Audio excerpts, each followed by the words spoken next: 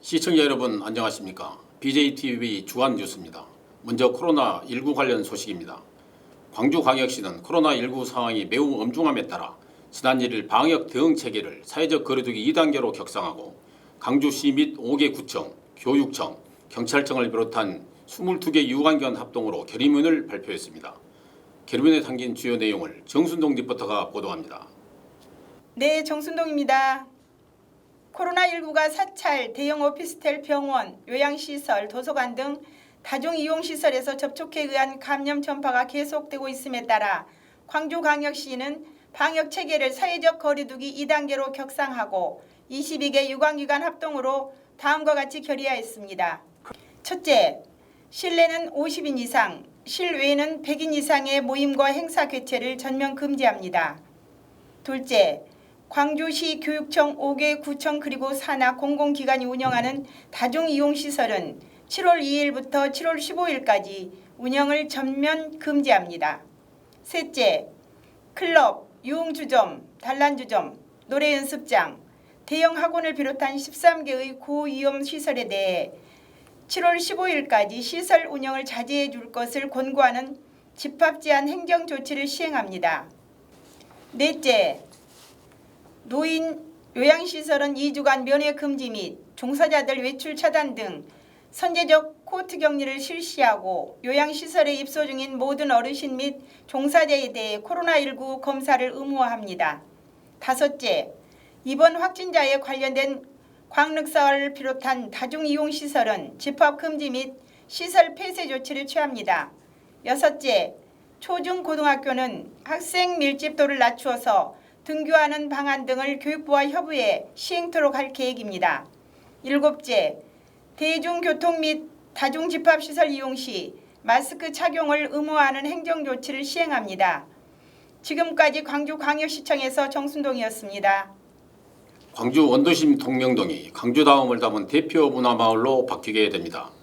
광주광역시는 지난달 25일 이용섭 시장과 임택 동구청장, 관련 분야 전문가 및 주민 대표들이 참석한 가운데 동명동 문화마을 마스터플랜 수립 영역 완료 보고회를 개최했습니다. 동명동 문화마을에 올해부터 2023년까지 총 170억 원을 투자해 동명동 일대 노후 골목길의 정체성 회복과 근대 자산을 활용한 문화 거점 공간 리노베이션, 그리고 다양하게 형성된 로컬샵 활성화 등을 펼치는 것을 주요 골자로 하고 있습니다.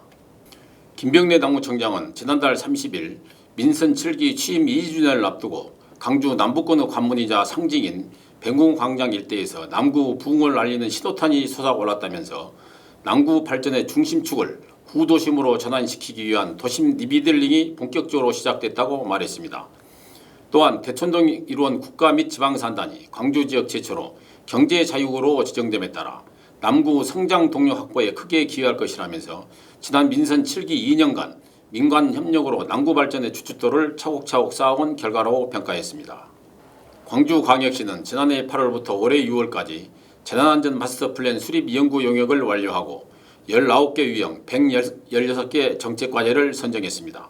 광주시 관계자는 대내의 환경 변화에 따라 최근 다양한 유형의 재난이 발생하고 있다면서 체계적이고 효율적인 재난 관리를 통해 전국에서 가장 안전한 도시를 만들겠다고 말했습니다. 글로벌 투자 전문 기업인 주식회사 엑센트리 벤처스가 인공지능 중심도시 광주에 센터를 설립하고 본격적으로 인공지능 기업 발굴 및 육성에 나섰습니다. 엑센트리 벤처스는 인공지능 산업 생태계 조성을 위해 기업 유치에 힘을 쏟고 있는 광주시와 지난 5월 업무 협약 체결 및 사업자 등록을 완료하고 지난달 30일 광주센터를 개소했습니다.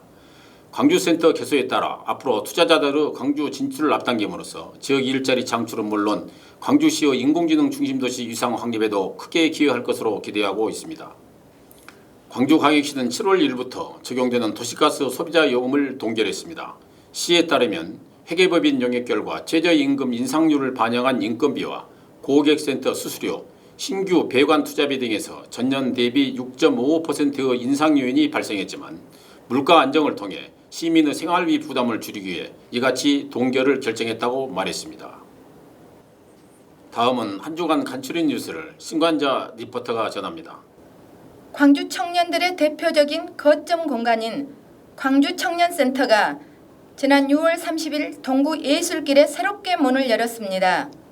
이날 개소식에서 센터 청년들은 혁신과 변화를 실천하며 청년 입장에서 정책을 고민하고 문제 해결에 적극 나서온 이용섭 시장에 대한 감사의 뜻을 전하고 앞으로도 함께 청년 문제를 풀어가자는 의미에서 이 시장에게 명예청년장을 수여했습니다.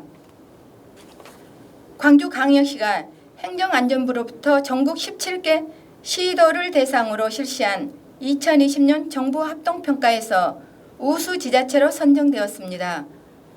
광역 지자체 중 위를 차지함에 따라 올해 하반기 행정안전부로부터 재정 인센티브도 받게 되었습니다.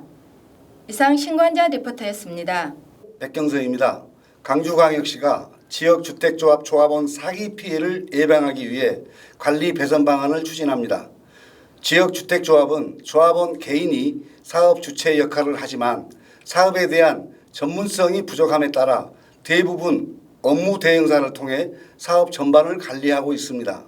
이 과정에서 조합 가입 시 허위, 과장, 광고나 사업 장기화 등으로 선의의 조합원들이 피해를 입는 사업이 발생하는 등 부작용이 나타남에 따라 5개 지역구와 합동으로 지난 6월 25일 대책회의를 개최하고 개선 방안을 마련했습니다. 시청에서 백경선이었습니다. 지금까지 시청해 주신 여러분 감사합니다. 아나운서 윤석근입니다.